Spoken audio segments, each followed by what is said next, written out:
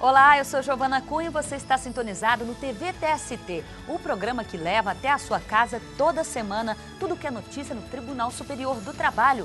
Não importa onde. Se é notícia, lá está ele, o jornalista, que muitas vezes tem que enfrentar situações de risco. Hoje vamos recuperar alguns casos que ganharam repercussão. Está pensando em ter um filho? Então é bom ficar por dentro de um direito chamado licença maternidade e o adicional de férias. Você sabe quando a empresa tem que depositar o dinheiro? Então não saia daí. O TV TST de hoje está só começando.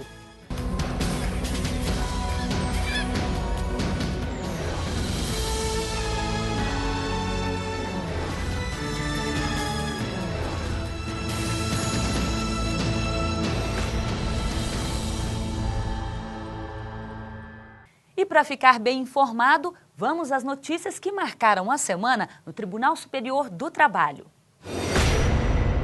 Em São Paulo, um músico entrou na Justiça do Trabalho pedindo o reconhecimento do vínculo de emprego e o pagamento das verbas rescisórias.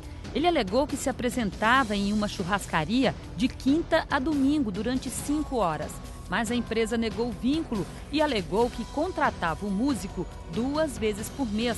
O Regional Paulista negou o pedido do empregado por ficar comprovado pelo depoimento de testemunhas que o trabalho era eventual. O músico recorreu ao TST. O relator do caso na 3ª turma, juiz convocado Flávio Portinho Cirângelo, observou que a prestação do serviço era eventual e, por isso, negou o pedido. No Rio Grande do Sul, um ajudante-geral que descarregava botijões e cilindros de gás presenciou uma explosão no trabalho que deixou 6 mortos. Ele foi afastado durante 15 dias para receber acompanhamento médico.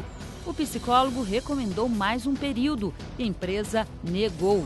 O funcionário pediu demissão e recorreu à Justiça do Trabalho para conseguir indenização por dano moral, adicional de insalubridade e a rescisão indireta do contrato. O relator do processo na 2ª turma do TST, ministro José Roberto Freire Pimenta, baseado na CLT, converteu a dispensa do empregado em rescisão indireta do contrato. Além disso, ele vai receber R$ 6 mil de indenização por dano moral e adicional de insalubridade. Uma auxiliar de limpeza de um hotel em Santa Catarina foi demitida depois de completar 8 meses de gestação. A empresa ainda tentou anular a dispensa, mas a funcionária recusou a proposta e entrou com ação na Justiça do Trabalho, pedindo indenização por ter sido demitida durante a gravidez, período em que é garantida a estabilidade. No TST, a 2ª turma entendeu que a empregada tem direito à indenização. Os ministros destacaram que a estabilidade da empregada grávida está prevista em lei e condenaram a empresa a indenizar a auxiliar de limpeza. O Tribunal Superior do Trabalho manteve decisão que condenou as Casas Bahia ao pagamento de indenização por dano moral no valor de R$ 10 mil a um vendedor tratado de forma discriminatória ao ser cobrado para atingir metas. Os depoimentos das testemunhas foram suficientes para comprovar as humilhações e agressões verbais sofridas pelo empregado. No julgamento do processo, o relator na 3ª turma do TST, ministro Maurício Godinho Delgado, disse que, embora seja reconhecido por lei que o empregado pode ser cobrado para cumprir com os serviços da empresa, há também limites e regras constitucionais que visam preservar a dignidade da pessoa. O ministro ainda destacou que a empresa abusou do poder e expôs o funcionário à situação humilhante, o que caracteriza o dano moral. Por isso, as Casas Bahia vão ter que pagar R$ 10 mil de indenização ao empregado. É quase um trabalho em equipe. Se tem operação da polícia, pode ter certeza, tem jornalista por perto registrando tudo. E por isso mesmo, ele corre vários riscos. E não são raros os casos de profissionais que perderam a vida em busca da notícia.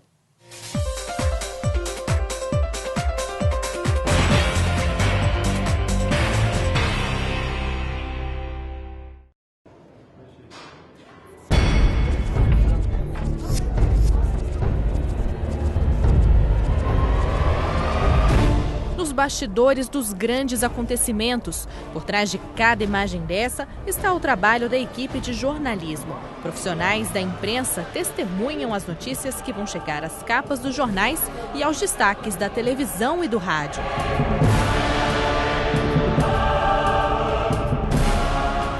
Aquela coisa que te pega pela paixão mesmo, de você levar informação para a população, de você gostar de estar em contato com a população, de ver o que está acontecendo, de apurar aquilo para tentar chegar na realidade, de passar o que está acontecendo de fato. Então é paixão.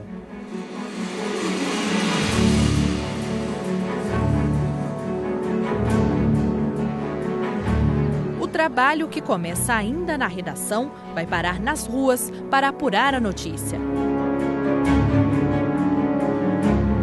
No caso do nosso jornal, que é um jornal vespertino, a gente chega bem cedo, pega as informações que aconteceram, que vão ser manchete durante o dia, e a partir do momento que a gente escolhe as mais importantes, o pessoal sai, vai para a rua para colher as informações e apurar essas matérias. No caso de polícia, a gente faz uma ronda policial para pegar as ocorrências de destaque e escolhe uma para o repórter fazer a investigação, né? E ele tem umas 2 horas, 2 horas e meia para fazer tudo isso. E depois que ele pega todas essas informações, ele volta, faz a matéria e é o prazo que a gente tem de fazer a matéria, mandar para a diagramação. No final acaba dando certo, mas é muita correria.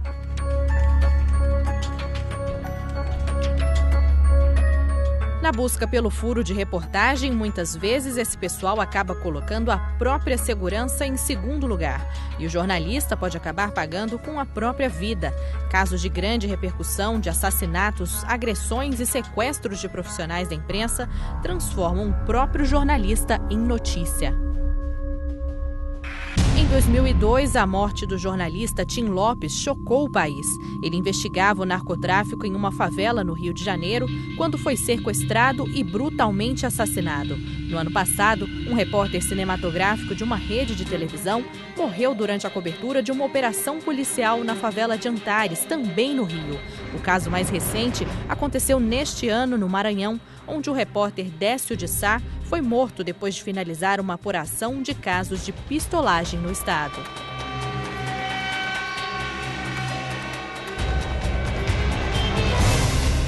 Com a morte de Décio, pulou para 6 o número de assassinatos de jornalistas e crimes contra a imprensa no Brasil nos últimos 6 meses. Dados da Sociedade Interamericana de Imprensa mostram que o país é um dos mais perigosos para o exercício da profissão.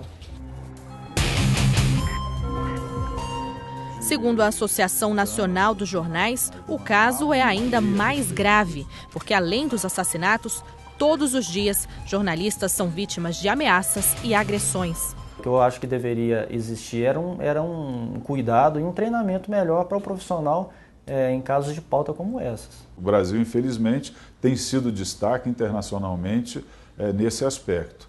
E é importante que a polícia nos vários estados e o Poder Judiciário busque mais eficiência, porque num crime quando se mata um jornalista, além do crime em si, contra aquela pessoa, está se buscando também calar a imprensa, né? Então é duplamente preocupante.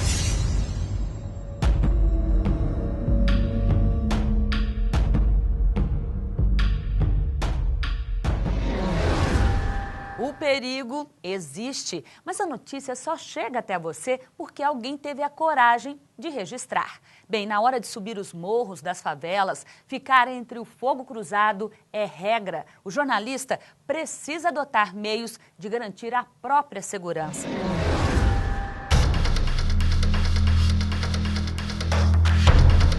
No dia a dia da profissão, a imprensa já está acostumada a encarar as ruas em busca da notícia. Seja nas coberturas locais ou nos morros e nos combates policiais. A informação vem sempre em primeiro lugar. As pessoas se sentem representadas nos jornais. Então, assim, a população normalmente ela não consegue gritar sozinha que ela precisa de segurança na área que ela mora, que ela precisa de água encanada, que ela precisa de esgoto tratado. Então, o jornalista, bota o microfone e dá voz para a população. E ali ela se sente representada. E ser jornalista é mostrar o que acontece na cidade, o que acontece na periferia, o que acontece no centro da cidade, o que acontece nos parlamentos. Então, se para você mostrar, às vezes você tem que ir com a câmera, você tem que filmar. E se você tem que filmar, dependendo da situação, você tem que correr um determinado risco. Tanto que o Brasil está entre um dos lugares onde jornalistas são assassinados com maior frequência, né? Mas nem por isso a segurança do profissional pode ser deixada de lado. Certamente a empresa vai ter esse cuidado, mas a pessoa em si tem que ter esse cuidado de exercer sua atividade buscando se preservar. São vários os riscos. Fotógrafos, cinegrafistas, jornalistas precisam enfrentar o medo para testemunhar os acontecimentos mais importantes na hora de levar informação. Qualquer que seja a matéria, o jornalista pode acabar sofrendo retaliação. Além disso, o cotidiano da redação pode trazer traumas e estresse para o profissional.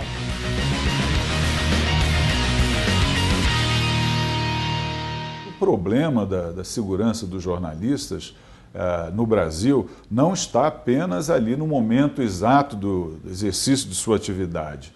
O que a gente tem visto, infelizmente, nos últimos meses aqui no Brasil, é um crescimento do número de jornalistas assassinados, não no momento em que estão fazendo a matéria, jornalistas que são mortos de crimes por encomenda. O sujeito não está trabalhando, ele está, como aconteceu recentemente agora com o jornalista e blogueiro Dácio Sá, do jornal Estado do Maranhão, já tinha encerrado seu trabalho no jornal, estava num bar, num restaurante à noite, e vieram 2 criminosos e fuzilaram ele, né? Esse é um problema muito grande, porque faz parte de um problema maior de ineficiência do aparelho policial, da morosidade do poder judiciário, que resulta em impunidade.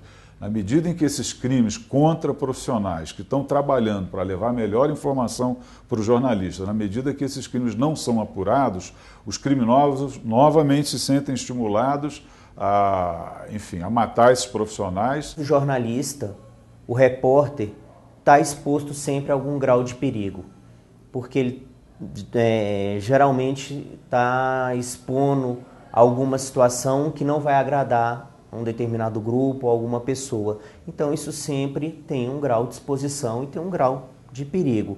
O que a gente faz? A gente tenta minimizar isso ao máximo. A gente não vai em locais perigosos sem polícia, ou se você vai fazer uma determinada investigação e você vê que a partir daquele ponto já representa um risco, você dá ciência ao delegado da região para que ele possa avalizar aquilo ali, dar dica, vamos fazer assim, vamos trabalhar em conjunto. Agora, ser jornalista é se expor. Às vezes, realmente não tem como.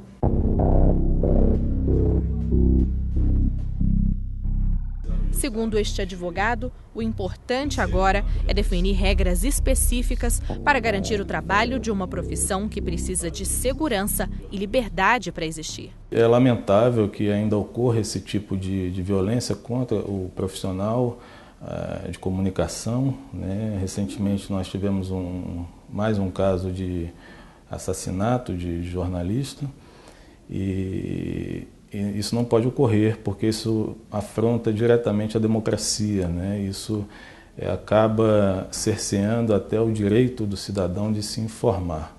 E, infelizmente, hoje não existe uma legislação específica para tratar desse assunto. Penso eu que seria importante, sim, ainda não tenho uma opinião formada como seria isso, mas talvez se nós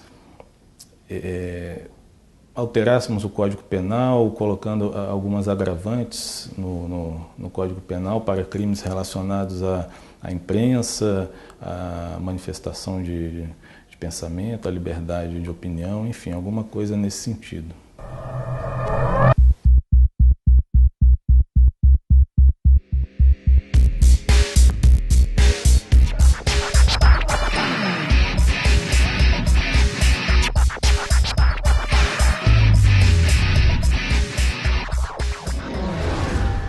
De qualquer parte do país, você pode entrar em contato e tirar as dúvidas sobre a Justiça do Trabalho. A Eliane Nascimento, de Minas Gerais, quer informações sobre licença gestante.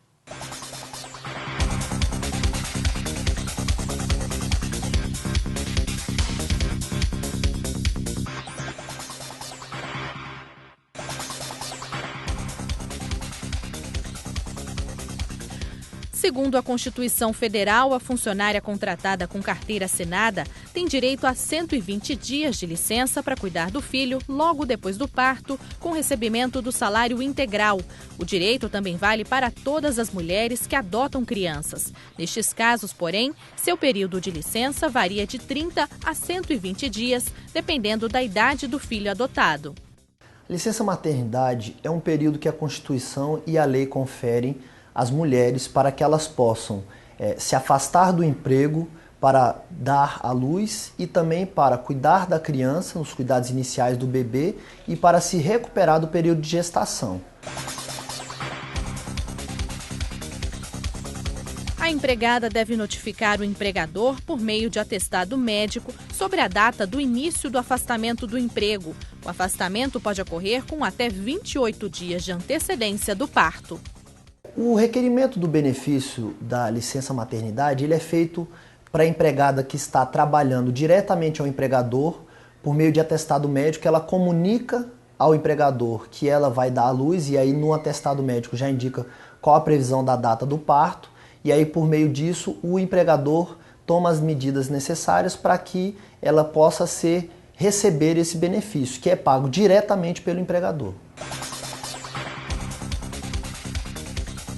Os períodos de repouso antes e depois do parto poderão ser aumentados em até 2 semanas cada um, mediante atestado médico. Funcionárias de empresas privadas e servidoras públicas federais podem ainda, a critério do empregador, prorrogar a licença por mais 60 dias. Neste caso, a trabalhadora deve requerer a prorrogação até o final do 1º mês depois do parto. Existem 2 possibilidades de prorrogação da licença maternidade. A primeira delas é por questão médica e aí deve ser comprovada por meio de atestado, entregue à empresa com antecedência e também no caso da empresa cidadã, que é uma nova técnica, modalidade de se estender o benefício da licença maternidade, que acrescenta mais 60 dias à licença maternidade e isso depende da empresa ter aderido ao empresa cidadã ou não. O pagamento é feito pela Previdência Social por meio da empresa, que deduz a quantia do montante repassado à Previdência. Durante este período, a trabalhadora licenciada não pode exercer atividade remunerada.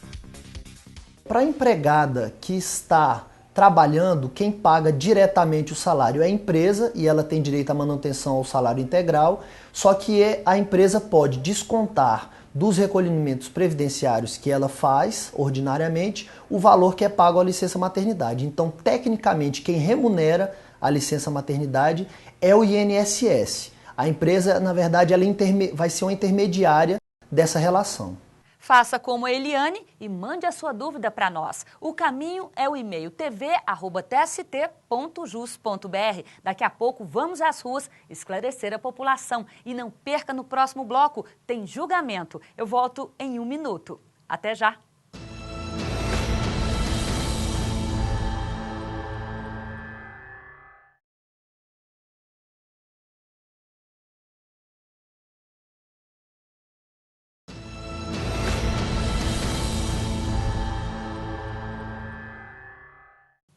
O assunto agora é aviso prévio. Veja o que diz a súmula 44 do TST. A súmula número 44 do TST diz que a cessação da atividade da empresa com pagamento da indenização, simples ou em dobro, não exclui por si só o direito do empregado ao aviso prévio. A súmula número 44 do Tribunal Superior do Trabalho, que é uma súmula, por sinal, histórica, no sentido de que ela está sempre mantida, apesar de várias modificações que têm sido realizadas e procedidas na jurisprudência uniforme do tribunal, ela, na verdade, potencializa ainda mais a compreensão dos objetivos do aviso prévio. o que é que se pretendeu com a criação do aviso prévio, que é a de dar uma extensão à sobrevivência com dignidade do trabalhador quando despedido. Ou seja, ou ele trabalha 30 dias e recebe, portanto, o salário respectivo, ou ele recebe os 30 dias indenizado. A ideia é de afastar o trabalhador de deficiências que são naturais decorrentes do desemprego. Esse direito hoje tem cunho constitucional, está no artigo 7º da Constituição, no inciso 21. O Supremo Tribunal Federal, inclusive, recentissimamente, decidiu no sentido de que o Congresso tinha de legislar a respeito da proporcionalidade, o que é esta proporcionalidade do aviso prévio, e de fato o Congresso Nacional legislou. Portanto, o aviso prévio é um direito fundamental do trabalhador que não é interferido com a cessação do trabalho da empresa, seja uma cessação desejada pelo empresário, seja uma cessação determinada ou decorrente de falência ou alguma outra atividade externa. Portanto, o aviso prévio independe disso, não é consequência de estar a empresa em funcionamento ou com as suas atividades interrompidas, mas sim está ligado com a dignidade e a sobrevivência digna do trabalhador quando desempregado. E vamos ao julgamento que foi destaque no Tribunal Superior do Trabalho. Entenda o caso na reportagem. No julgamento da seção 2 de dissídios individuais do TST, os ministros reviram o entendimento sobre os casos de embargos de terceiros. Ficou decidido que o acórdão proferido em ação de embargos de terceiro pode ser rescindido. Isso porque faz coisa julgada material e não formal, como o entendimento anterior. A questão processual foi decidida com base no caso em que um funcionário de uma empresa de cereais em Campinas, São Paulo, brigava na justiça pela posse de um imóvel para obter uma dívida trabalhista, mas outra pessoa ajuizou embargo de terceiro, alegando que o imóvel era dele. O trabalhador entrou com uma ação rescisória, pedindo que o bem continuasse como garantia da execução do processo.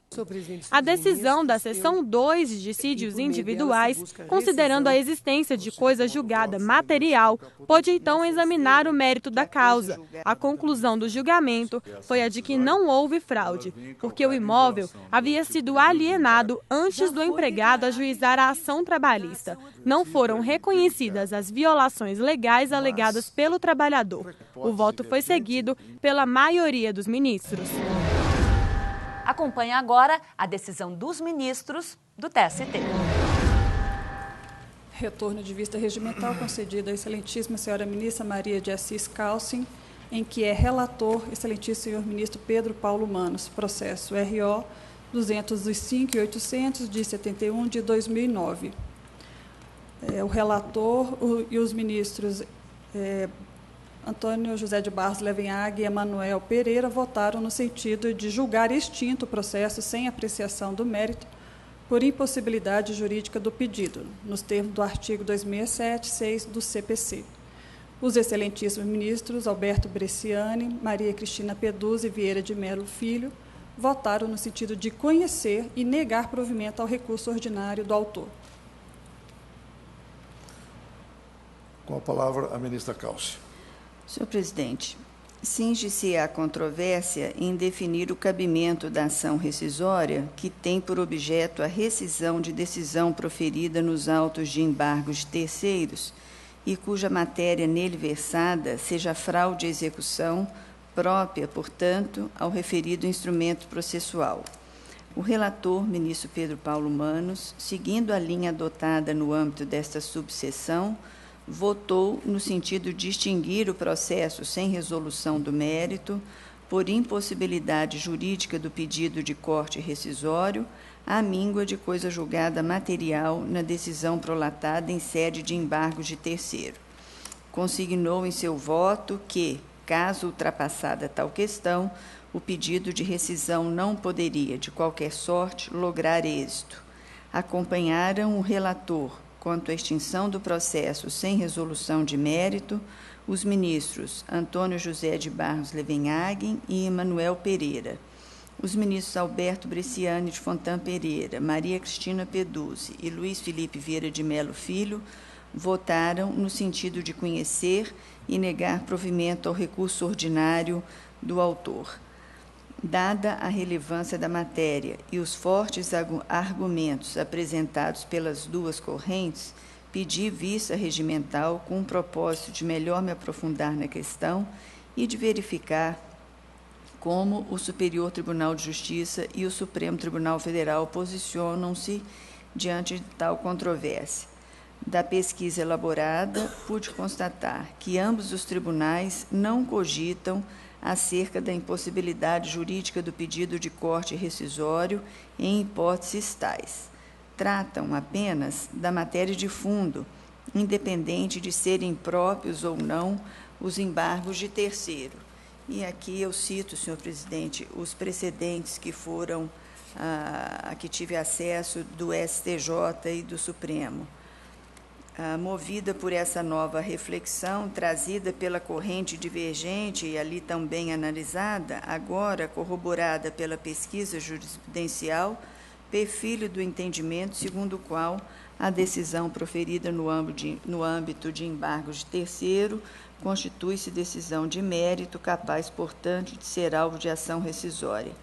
Tenho por evidente, nessa esteira, que a coisa julgada não pode ultrapassar o próprio objeto dos embargos de terceiro, voltado, portanto, ao juízo de valor formado quanto à liberação do bem constrito judicialmente, ainda que, para tanto, seja percussiente a análise da matéria nos aspectos que envolvem a posse e o domínio do bem. Nessa perspectiva, e com a devida vênia, acompanho a divergência para, admitindo a ação rescisória, negar provimento ao recurso ordinário. Prossiga tomando votos. Ministro Caputo Bastos, como vota Vossa Excelência? Eu acompanho a maioria, presidente. Não há maioria. Acompanho a... Perdão, já há uma maioria. Claro, sim. A corrente agora é encampada pela ministra Calci. Aliás, já votei nesse sentido, senhor presidente. Pois não. Cabe-me votar. Eu reconheço que a questão é altamente controvertida e delicada, mas recordo que o artigo 485, caput do Código de Processo Civil, que rege o cabimento da ação rescisória, dispõe que cabe ação rescisória, como todos sabemos, contra a sentença de mérito. Sentença de mérito, todos sabemos, é a que compõe jurisdicionalmente a lide. Haveria lide composta na apreciação de embargos de terceiro? Eis a questão. A meu juízo, data vênia, há. Há porque não se cinge o acórdão ou a sentença de mérito, em sentido amplo, a examinar a questão processual relativa à legitimidade. Ela, como na hipótese vertente, em meu entender, vai muito mais adiante, porque também equaciona a questão acerca da responsabilidade do terceiro por débito de outrem. Os embargos de terceiro, que são, senão uma ação mediante a qual um terceiro busca afastar a constrição, ao fundamento de que ele não suporta responsabilidade executiva por dívida de outrem. Ora, se a sentença nos embargos de terceiro afirma a responsabilidade, portanto, a legitimidade do ato de constrição judicial, a meu juízo, compôs uma lide específica relativa a esta ação de rito especial prevista em lei. No caso, ao examinar a configuração ou não da fraude à execução, evidentemente, sob a minha ótica, examinou-se se houve ou não, se a alienação ou a oneração do bem objeto de constrição judicial foi ou não oponível ao exequente para efeito de responsabilidade patrimonial pela dívida. Então, no momento em que há uma decisão, um acertamento dessa questão relativa à responsabilidade patrimonial por débito de outrem, parece-me que se vai além da mera questão puramente processual de equacionar a legitimação. Por isso eu peço a máxima vênia à corrente que não comunga desse entendimento e também me filio ao entendimento abraçado pela divergência apresentada por Sua Excelência o ministro Alberto Bresciani. E proclamo que, por maioria de votos, a sessão conheceu do recurso ordinário e negou-lhe provimento, vencidos os ministros relator Pedro Paulo Manos, Emanuel Pereira e Barros Levenhague. E não perca no próximo bloco uma entrevista especial sobre o que é e em que casos acontece uma execução trabalhista. É daqui a pouco. Até já!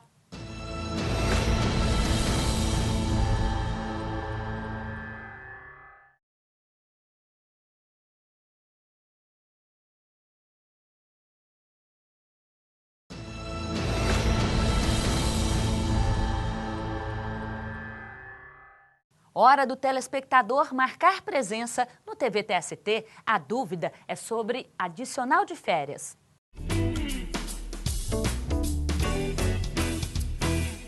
Eu gostaria de saber quando a empresa deve depositar o adicional de férias e o que fazer quando a empresa não deposita no tempo certo. O artigo 145 da CLT estabelece que o pagamento das férias e aí também a gratificação de 1/3 deve ser efetuado até 2 dias antes do início do seu gozo.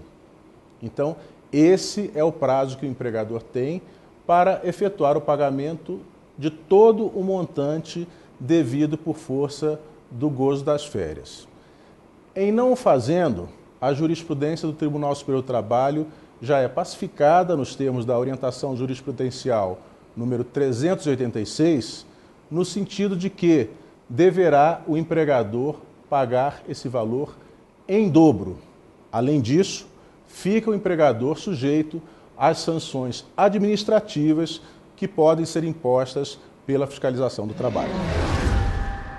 Você sabe o que é a execução trabalhista, quando ela acontece e como é feita?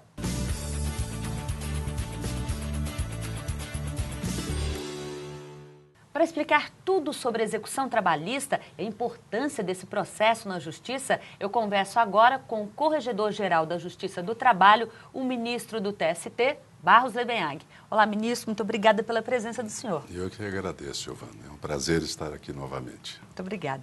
Ministro, o que é e quando acontece a execução trabalhista?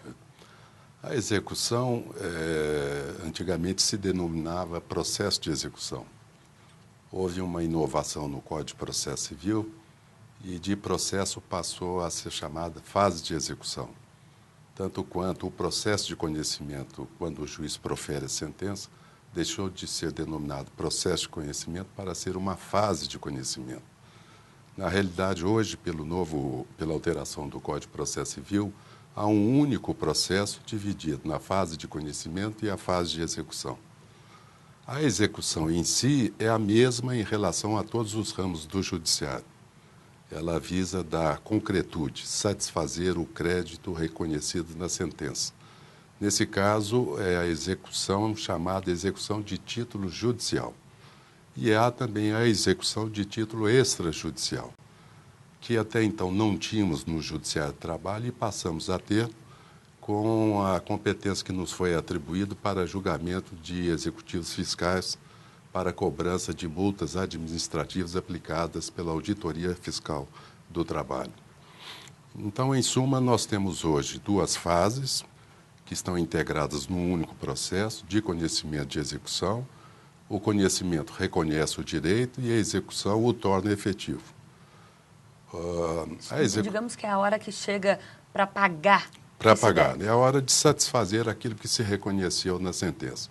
Então, se reconheceu o direito ao pagamento de determinada importância, transitada em julgado essa sentença, seja porque o recurso que tenha sido interposto não foi provido ou porque não houve interposição de recurso, segue-se a fase de execução.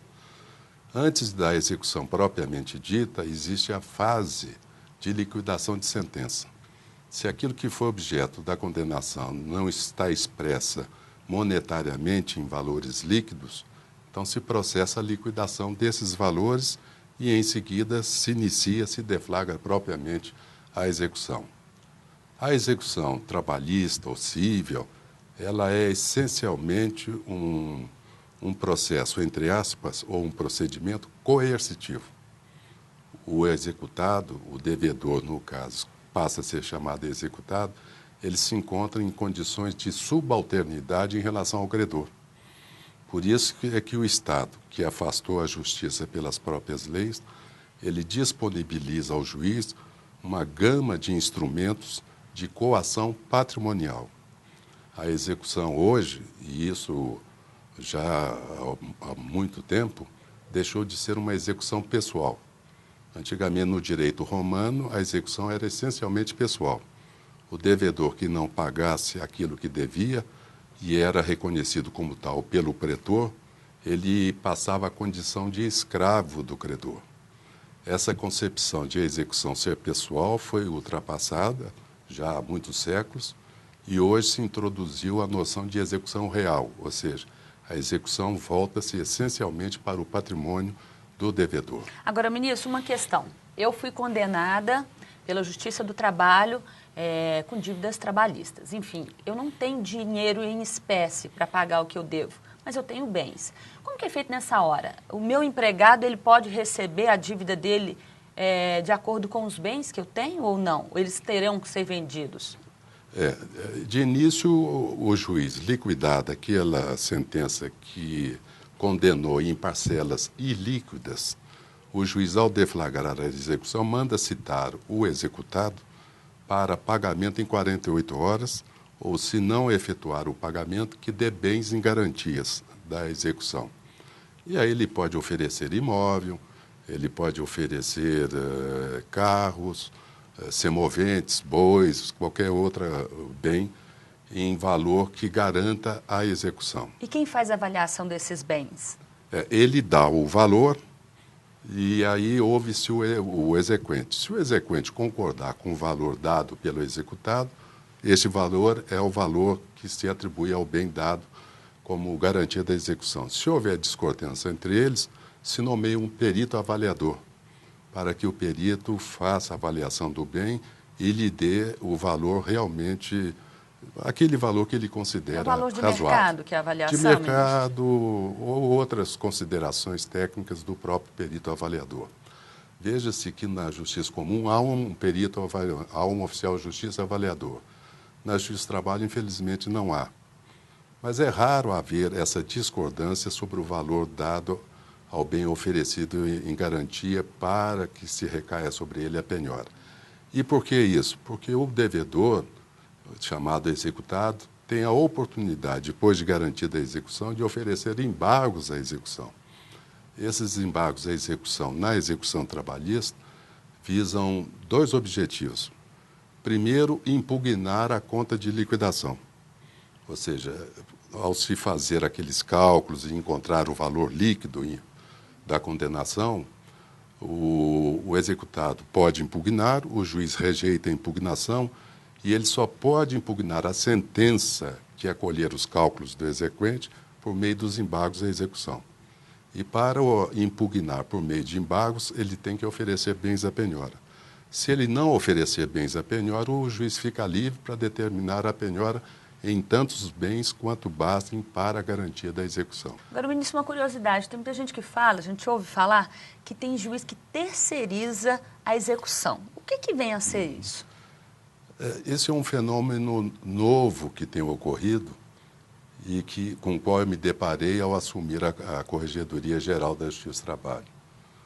Ao tempo em que ingressei na magistratura do trabalho nos idos de 1980, e antes disso fora promotor de justiça em Minas Gerais, o juiz é que conduzia pessoalmente a execução. Era ele quem despachava os processos de execução, determinando as medidas coercitivas. Espeça-se mandado de penhora, espeça-se mandado de constatação e remoção de bem penhorado, espeça-se edital de asta pública, embargos à execução, era ele, juiz. Nesse caso, eu mesmo é que julgava os próprios embargos à execução. embargos à penhora, quando, por exemplo, o bem era tido como impenhorável. Então, nesse caso, os embargos são chamados embargos à penhora. Depois, embargos à adjudicação, quando o próprio exequente adjudica os bens que foram à asta pública, ou embargos à arrematação, quando o executado pretende discutir o preço que foi dado na licitação, considerado vil, aí ele pode embargar a arrematação para nulificá-lo ao fundamento de que o valor do lance teria sido irrisório. Mas tudo isso era o juiz da época quem conduzia pessoalmente. Então, além de ele proferir a sentença, conduzir a instrução do processo, ele tinha que conduzir pessoalmente a execução. E a execução se efetivava mesmo, porque a presença do magistrado na execução impõe respeito. É um peso, né? Impõe respeito. E ao assumir a Corregedoria Geral, me defrontei com esse fenômeno da despersonalização da execução. Os magistrados, esses colegas de primeiro grau, não se sabe por quê, talvez por causa desses recursos tecnológicos hoje utilizados, como o Bacenjude, etc., passaram a ter um sentimento de alheamento na execução. Então, eu imagino que a execução deva conduzir-se a si própria, bastando acionar-se esses instrumentos da tecnologia moderna.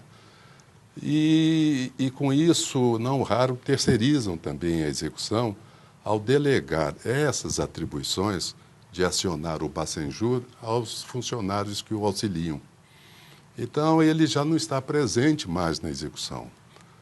Na minha época, em relação ao devedor executado recalcitrante, aquele que se recusava ao pagamento, havia um dispositivo no Código de Processo Civil da época e que existe hoje, no atual Código de Processo Civil, que o juiz, nessa situação, podia determinar o comparecimento forçado deste devedor na então Junta de Conciliação, hoje Vara do Trabalho, o mesmo ocorrendo na Justiça Comum, para que ele, o juiz, o advertisse de que a atitude dele estava a caracterizar ato atentatório à dignidade da justiça. Mas só o juiz poderia fazer isso? Só o juiz que pode fazer, só o juiz da vara. Sequer desembargador do tribunal pode fazer.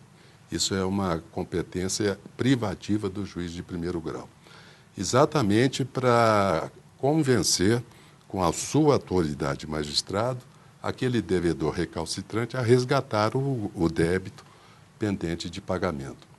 E eu me lembro, na época, ao assumir a então Junta de Conciliação e Julgamento de Taubaté, em São Paulo, no Vale do Paraíba, que me surpreendeu ao ler a estatística em que se registrava, na fase de conhecimento, 4.700 processos por ano. E na fase de execução, 300 processos.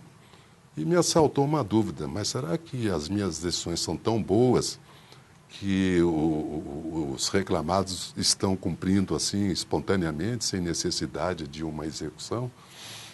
Porque eu tinha assumido a junta sucedendo um juiz antigo que se aposentara. E indaguei então do diretor de secretaria, mas só tem 300 processos na fase de execução?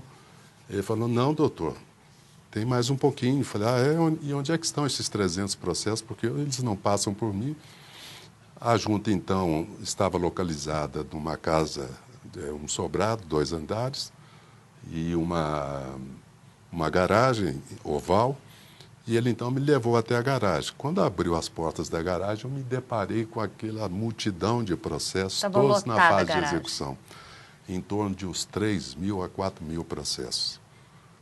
Determinei, então, ao diretor que separasse um lote de 100 processos por semana e levava esses lotes por semana para casa para trabalhar no sábado e domingo, selecionando dos processos aqueles que tinham viabilidade de prosseguimento e aqueles que, infelizmente, não tinham condições. Invariavelmente, esses diziam respeito à cobrança de custos remanescentes em valor assim, muito pequeno, e não compensava o trabalho da execução para reaver aquele valor muito pequeno. Mas em relação àqueles viáveis, eu passei a determinar a convocação dos devedores recalcitrantes para comparecimento na junta na sexta-feira. Então, eu despachava na segunda, determinava o oficial de justiça que procurasse os devedores recalcitrantes e eles compareciam na sexta-feira na junta para uma conversa pessoal com o magistrado. Você fez um mutirão. Mutirão. E qual a minha surpresa? Toda vez que recebia um desses devedores, eles vinham sempre respeitosamente à minha presença, se mostrando um pouco surpresos da convocação de um magistrado. E indagava a razão da convocação. E eu dizia, olha, o senhor está aqui devendo tanto e até hoje não pagou. Eu falei, doutor, mas ninguém me procurou mais. Falei, pois é, mas agora o senhor está sendo chamado aqui para resgatar essa dívida. E se não resgatá-la, ela vai num crescendo, por causa da incidência de juros e correção monetária, vai alcançar um patamar talvez impagável, e aí se terá que tomar outras providências mais sérias contra o senhor. E eu advertia de que se não efetuasse o pagamento, eu o consideraria litigante de má-fé. Mas isso com toda a educação e respeito. Claro. Eu usava apenas a prerrogativa que a lei me concedia. E o sucesso foi tão grande, só de o devedor ser chamado à presença do magistrado e ser interpelado sobre o pagamento do débito, ele se propunha imediatamente a fazer o resgate daquele valor. Eu determinava então à secretaria que atualizasse aquele valor, assinava um determinado prazo, dependendo da disponibilidade financeira dele, e sequer comunicava ao exequente, porque não raro nem se sabia onde estava o exequente. Mas quem sai perdendo com essa, digamos, terceirização? O executado, o exequente, o jurisdicionado. Porque com esse alheamento do juiz, um alheamento que se veio progressivamente, primeiro com a indicação de um servidor que auxilie o juiz, não raro fazendo propostas de decisões, embargos à execução e outras tantas, em violação flagrante do princípio da não transferência da função jurisdicional. E segundo, também algo muito estranho de terceirizar-se a uma empresa privada como o Serasa. Então, eu detectei em alguns casos juízes que, a pretexto de não ter conseguido exaurir a execução, passaram a fazer a inclusão desses devedores no Serasa. Só que o princípio da não transferência da jurisdição impede que ele delegue a execução a uma empresa privada, porque o Serasa não se presta a isso. Porque o Estado paga ao juiz não apenas para ele declarar o direito, mas para efetivá-lo. E causou-me uma surpresa enorme que isso estivesse se disseminando pelas varas do trabalho. E ao longo das correições eu vinha alertando, olha, não há previsão em lei para que se faça um convênio com o Serasa para a colocação do devedor ali no banco de dados, porque isso implica terceirizar a função jurisdicional que é, por determinação constitucional, indelegável. E a consequência disso, a pior das consequências, é que para esse banco do Serasa, com aquelas restrições creditícias enormes, iam apenas aqueles devedores menores, não os grandes, mas aqueles devedores que estavam em dificuldade para pagamento.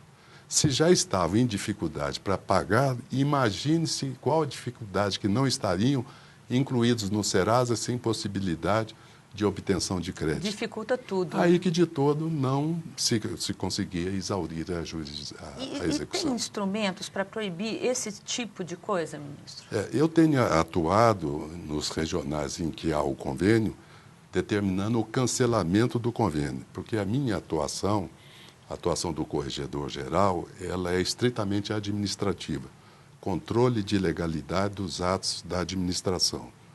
Tenho, então, determinado o cancelamento do convênio, mas não posso impedir que o juiz, na atividade jurisdicional, determine a inclusão dos devedores no Serasa. Aí cabe ao executado utilizar-se de medidas processuais cabíveis, ou mandado de segurança, ou agravo de petição, ou seja, ele tem que se insurgir contra aquela decisão na via ordinária dos recursos disponíveis. afastar da possibilidade o corregedor que não detém atividade jurisdicional baixar um provimento determinando a proibição desse tipo de atividade jurisdicional. Então seria mesmo uma conscientização, né, do próprio Seria conscientização. magistrado. Toda vez que eu me deparo no regional com a existência desse convênio, eu faço externo a minha opinião pessoal contrária a essa prática de o juiz determinar a inclusão do devedor no Serasa.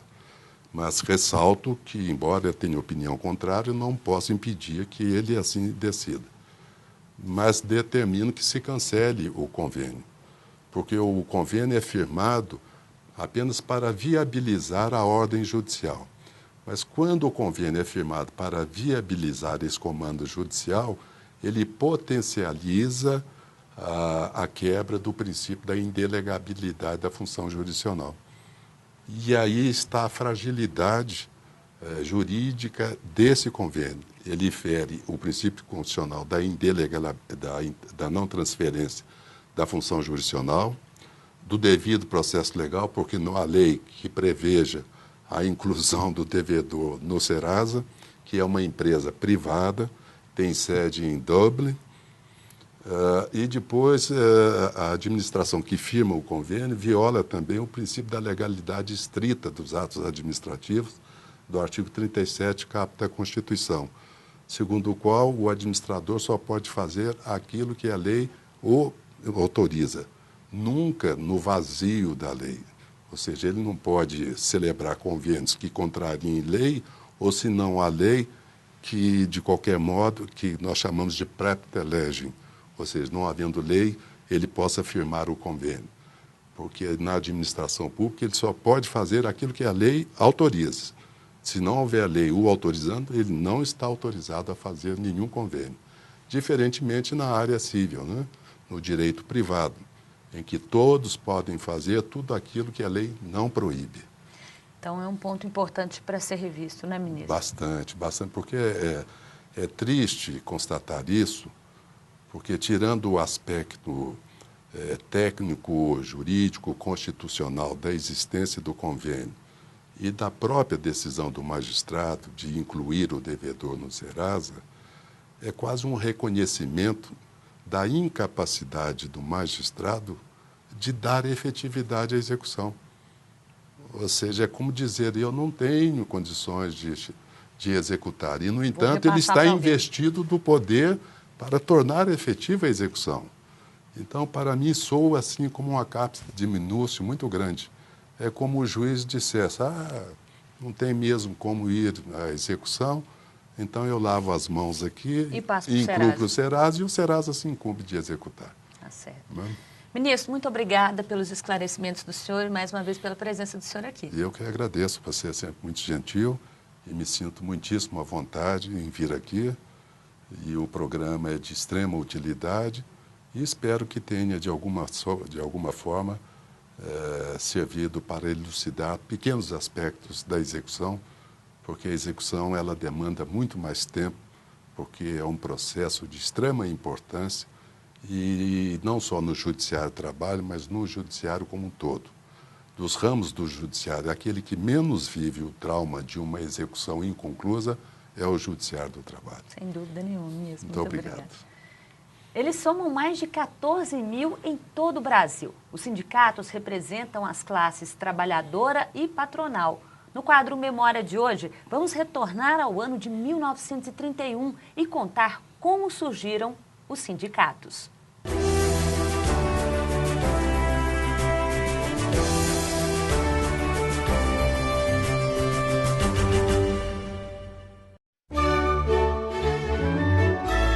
No Brasil, o movimento sindical foi consolidado basicamente no século XX pelo processo de industrialização e esteve ligado a correntes ideológicas e políticas.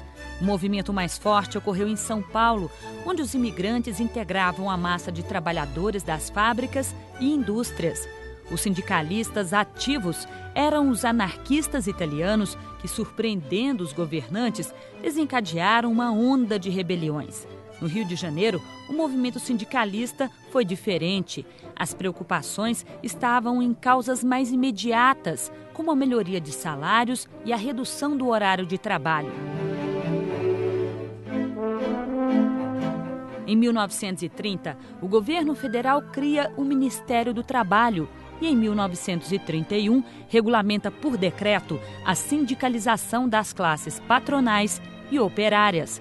Cria as juntas de conciliação e julgamento e, com a promulgação da Constituição do Estado Novo, a unicidade sindical. A regulamentação do trabalho e os institutos de previdência social ocorreram também neste momento histórico. As organizações sindicais passaram a ter caráter paraestatal. A greve foi proibida e foi instituído o imposto sindical. Em 1955, o movimento sindical brasileiro voltou a expandir-se, havendo sido formados em 1961 o Comando Geral dos Trabalhadores e o Pacto de Unidade e Ação. Em 1964, com o golpe militar, os sindicatos e sindicalistas foram duramente reprimidos. A lei de greve foi limitada e a estabilidade no emprego substituída pelo Fundo de Garantia, entre outras medidas. Em 1970, surgiram novas lideranças sindicais e, a partir de 1980, os trabalhadores rurais das usinas de açúcar e álcool no Nordeste e São Paulo e das plantações de laranja do interior de São Paulo juntaram-se aos desempregados e, sob a influência da Central Única dos Trabalhadores, de partidos de esquerda e de poucos parlamentares progressistas, organizaram-se em movimentos, a exemplo do MST.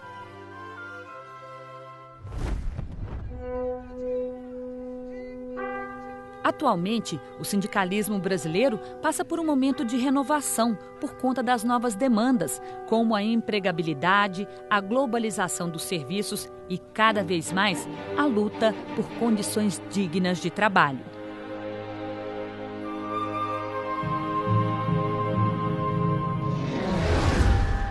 E não deixe de acompanhar as decisões do Tribunal Superior do Trabalho no Twitter, no Facebook, no YouTube e em tempo real. Acesse o site tst.jus.br. Na semana que vem tem mais TV TST. Eu espero você. Até lá!